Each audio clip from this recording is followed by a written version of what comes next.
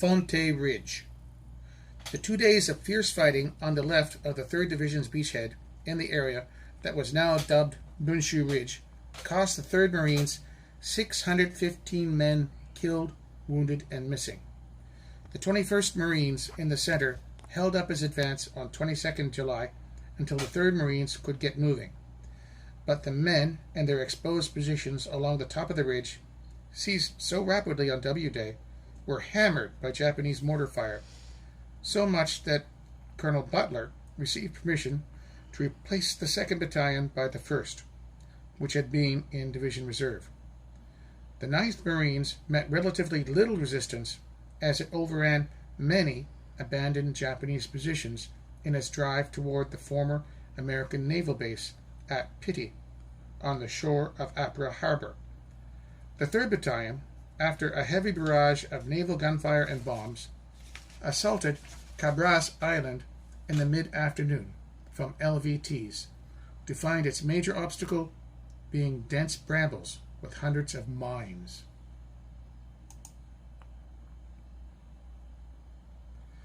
General Turnage,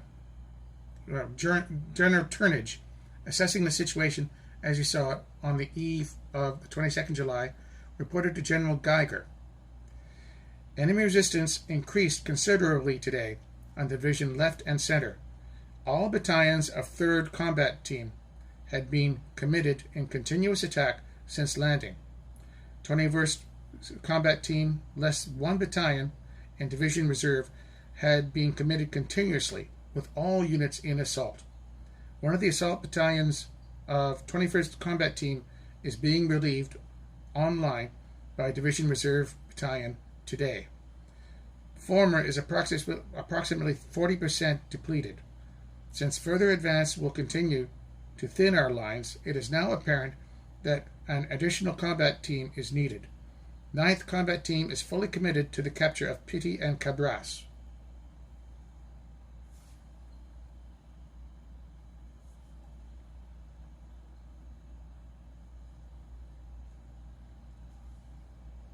Accordingly, it is urgently recommended that an additional combat team be attached to this division at the earliest practical date.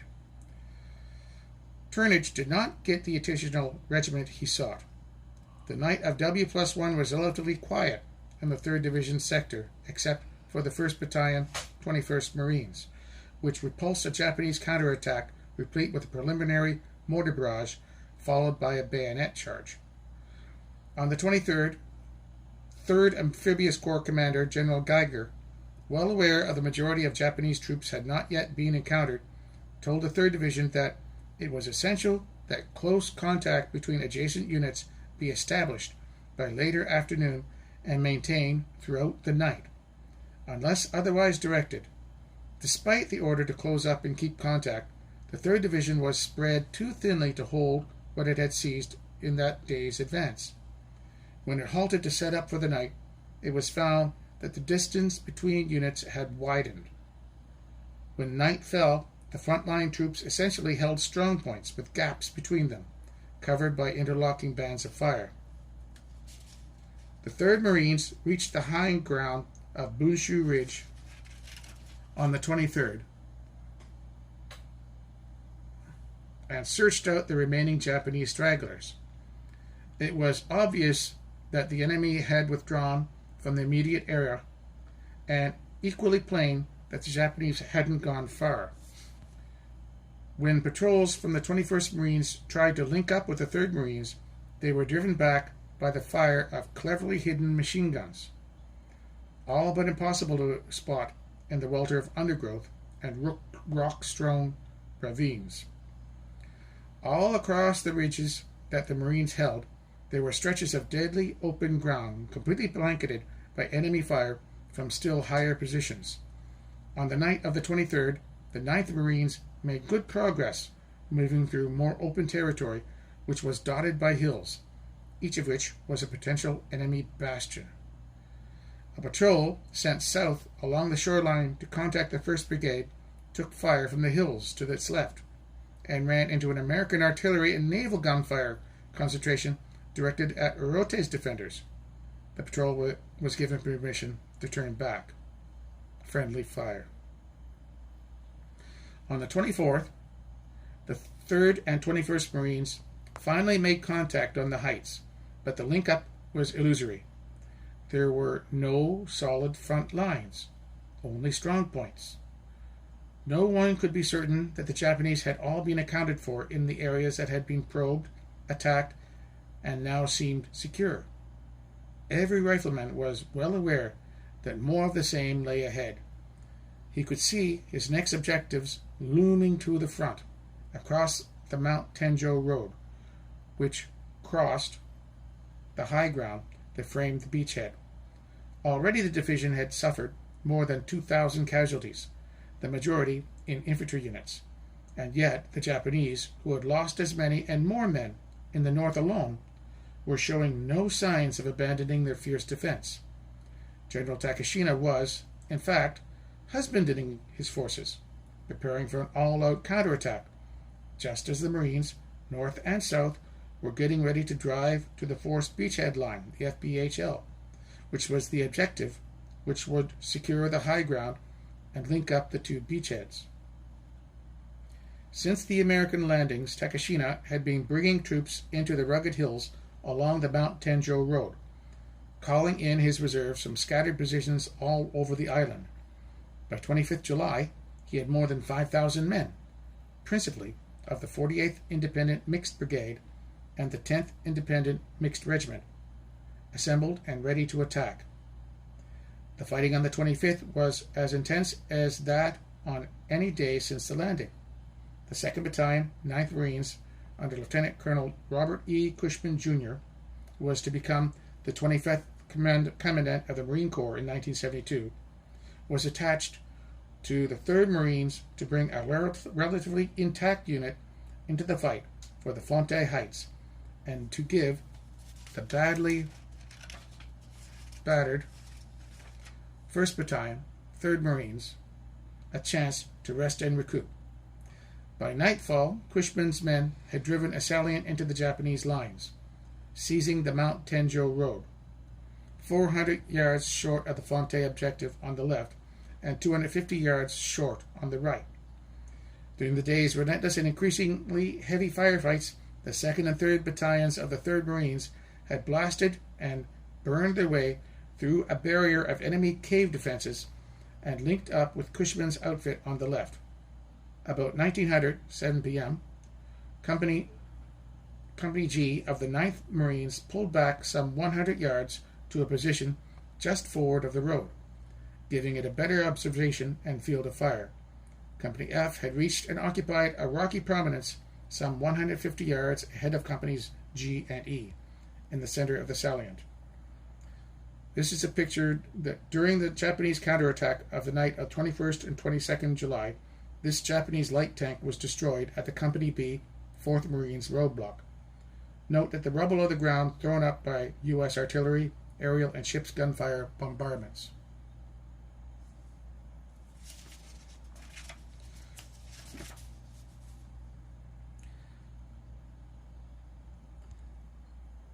Companies G and E in the center of the salient pulled back a little for better defense and held.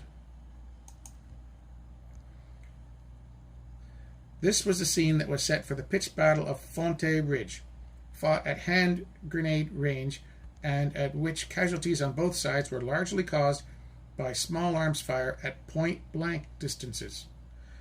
It was in this action that leadership, doggedness, and organizational skill under fire merited the award of the Medal of Honor to the commanding officer of Company E, Captain Lewis H. Wilson, Jr., who became the 26th Commandant of the Marine Corps in 1976, following the footsteps of his former battalion commander.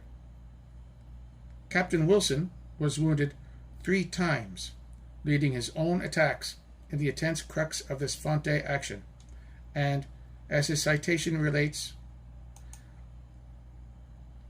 fighting fiercely in hand-to-hand encounters, he led his men in furiously waged battle for approximately 10 hours, tenaciously holding his line and repelling the fanatically renewed counterthrusts until he succeeded in crushing the last efforts of the hard-pressed Japanese.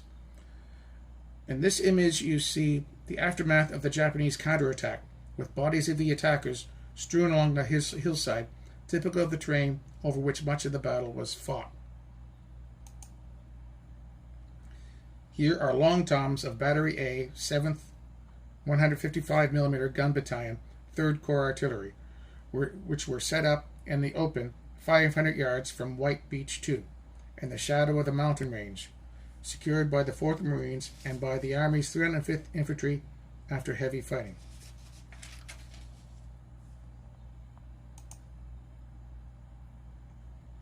Captain Wilson organized and led a 17-man patrol which climbed the slope in the face of the same continued enemy fire to seize the critical high ground at Fonte and keep it. A half-century later, Colonel Fraser E. West recalled the engagement at Fonte as bitter, close, and brisk. As a young officer, he commanded Company G and reinforced Wilson's unit. West joined on Company F's flank, then reconnoitered to spot enemy positions and shared the night in a common CP with Captain Wilson. In late afternoon on the 25th, a platoon of 4 tanks of Company C, 3rd Tank Battalion, had made its way up to Mount Tenjo Road and gone into position, facing the most evident Japanese strongpoints. At the height of the battle, by Wilson's and West's companies to hold their positions, First Lieutenant Wilsie A. O'Bannon, Executive Officer of Company E, managed to get down slope from his exposed position and bring up 2 of these tanks. By use of telephones mounted in the rear of the tanks to communicate with the Marines inside, Lieutenant O'Bannon was able to describe targets for the tankers as he positioned them in support of Wilson's and West's Marines. West recalled the tanks came up with a precious cargo of ammunition.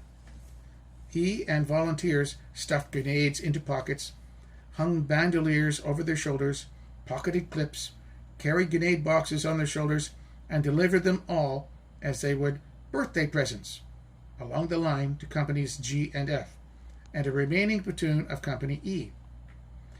Major West was also able to use a tank radio circuit to call in naval gunfire and guarantee that the terrain before him would be lit all night by star shells and punished by high explosive naval gunfire.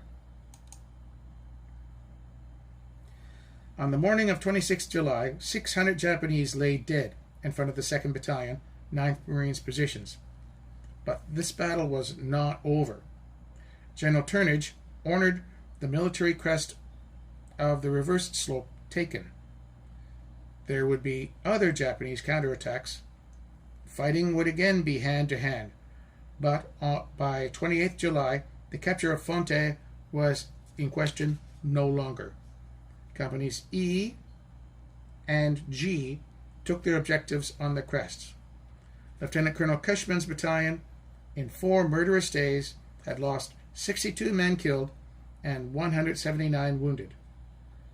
It was not any easier for the 21st Marines, with its hard fighting in the morning of the 25th. Only by mid-afternoon did that regiment clear the front of the center of the line. The 2nd Battalion, 21st Marines, had to deal with a similar pocket of diehards as that which had held up the 2nd Battalion, 9th Marines, on Fonte. Holed up in commanding cave positions on the eastern draw of the Assam River, just up from the beachhead, the Japanese were wiped out only after repeated Marine attacks and close-in fighting. The official history of the campaign noted that every foot of ground that fell to Lieutenant Colonel Eustace R. Smoke's Marines were paid for in heavy casualties, and every man available was needed in the assault. The 9th Marines, under Colonel Craig, made good progress on the 25th from its morning jump-off and reached the day's objective, a line running generally along the course of a local river, which was the Sasa. By 9:15 a.m., the 9th Marines had taken even more ground than was planned. General Turnage was then able to reposition the 9th Marines for the harder fighting on the beleaguered left. The 2nd Battalion pulled out of position to reinforce the 3rd Marines, and the remaining 2 battalions spread out a little further in position. The determined counterattack that hit the 3rd Marines on the night of 25th-26th July was matched in intensity all across the 3rd Division's front. It wasn't long before there were enemy troops roaming the rear areas as they slipped around the Marine perimeters and dodged downstream valleys and ravines leading to the beaches. Major Eplington, whose 1st Battalion, 3rd Marines, now constituted the only division infantry reserve, held positions in the hills on the left in what had been relatively a quiet sector. Not for long, he recalled. With the dark came heavy rain. Up the line, Marines huddled under ponchos and their wet foxholes, trying to figure out the meaning of the obvious activity on the part of the opposing Japanese. Around midnight, there was enemy probing of the lines of the 21st Marines and slopping over into those of the 9th Marines. All was quiet in our circle of hills, and we received no notification when the probing increased in intensity or at 0400 when the enemy opened his attack.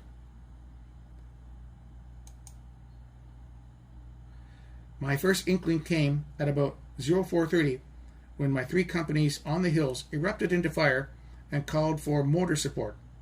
I talked to the company commanders and asked what was going on, to be told that there were Japanese all around them, and the Japanese had been close. 3 of my dead had been killed by bayonet thrusts. In the 1st Battalion, 9th Marine Sector, Private Dale Fetzer, a dog handler assigned with his black Labrador Retriever, alerted Company C. The dog, Skipper, who had been asleep in front of his handler's foxhole, suddenly bolted upright, alerting Fetzer. Skipper's nose was pointed up and directly toward Mount Tenjo. "Get the lieutenant," called Handler Fetzer. "They're coming." At about 0400, the Japanese troops poured down the slopes in a frenzied banzai attack. Japanese troops had been sighted drinking during the afternoon in the higher hills, and some of these attackers appeared drunk. Marine artillery fire had immediately driven them to cover then, but they apparently continued to prepare for the attack in the area of the 21st Marines.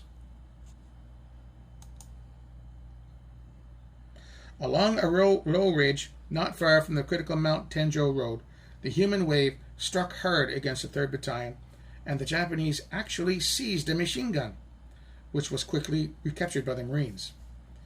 The 3rd Division was holding a front of some 9,000 yards at the time, and it was thinnest from the right of the 21st Marines and to the left of the 9th Marines. Much of that line was only outposted. The 3rd Battalion, 21st Marines held throughout.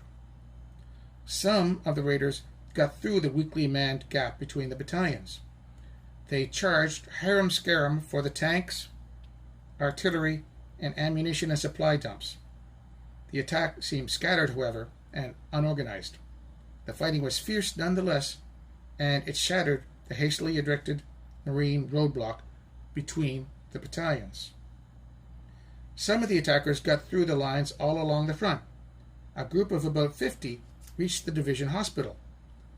Doctors evacuated the badly wounded, but the walking wounded joined with cooks, bakers, stretcher bearers, and corpsmen to form a line that fought off the attackers. One of the patients, Private First Class Michael Ryan, grabbed up the blanket covering me and ran out of the building without another stitch on. He had to run with a wounded foot through crossfire to reach some safety. Lieutenant Colonel George O. Van Orden of 3rd Division, Infantry Training Officer, on orders from General Turnage, assembled 2 companies of the 3rd Pioneer Battalion to eliminate this threat. In 3 hours, the Pioneers killed 33 of the assailants and lost 3 of their own men. The 3rd Medical Battalion had 20 of its men wounded, but only one patient was hit, and he was one of the defenders. For many men, in the furious and confused melees that broke out all over the Marine positions, the experience of Corporal Charles E. Moore of the 2nd Platoon, Company E, 2nd Battalion, 3rd Marines, wasn't unique. His outfit held a position about a quarter mile from Fonte Plateau. He recalled, "We set up where a road made a sharp turn overlooking a draw. It was the last stand of the 2nd Platoon. There were 3 attacks that night, and by the 3rd there was nobody left to fight, so they broke through. They came in droves, throwing hand grenades, and hacked up some of our platoon. In the morning, I had only 10 rounds of ammunition left, half the clip for my BAR. I was holding those rounds if I needed them to make a break for it. I had no choice. Everybody was quiet, either dead or wounded. The Japanese came in to take out their dead and wounded and stepped on the edge of my foxhole. I didn't breathe. They were milling around there until dawn. Then they were gone."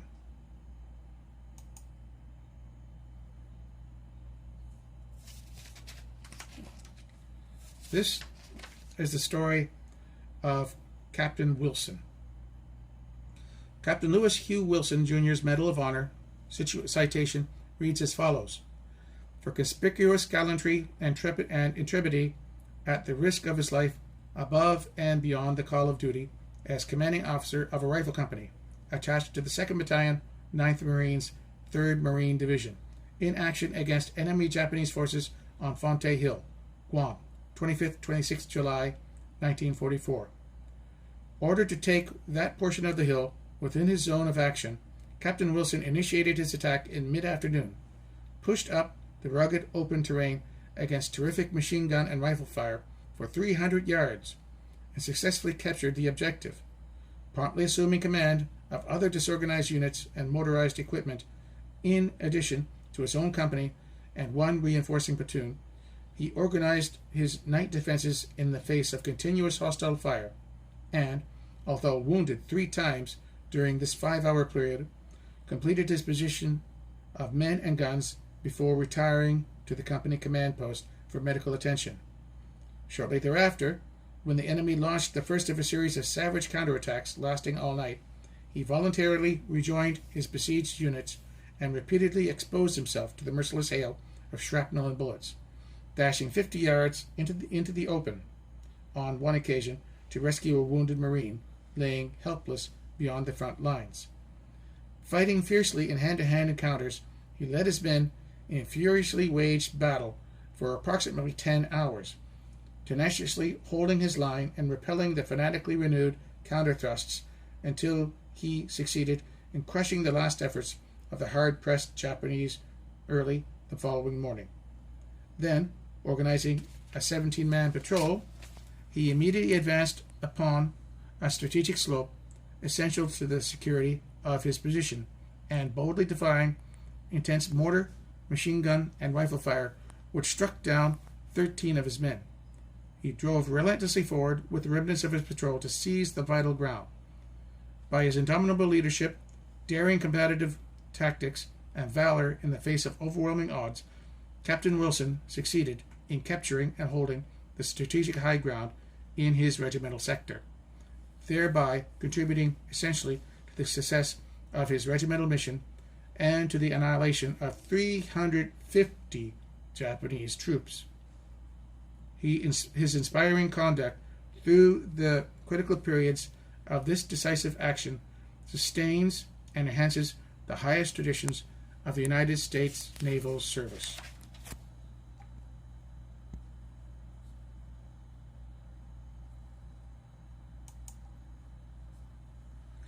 As Lieutenant Colonel Cushman, evaluating the action later, said, "With the seizure of Fonte Hill, the capture of the beachhead was completed.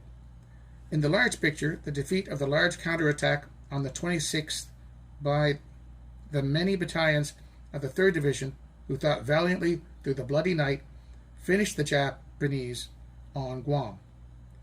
What made the fighting for Fonte important was the fact that the advance to the north end of the island could not take place until it was seized.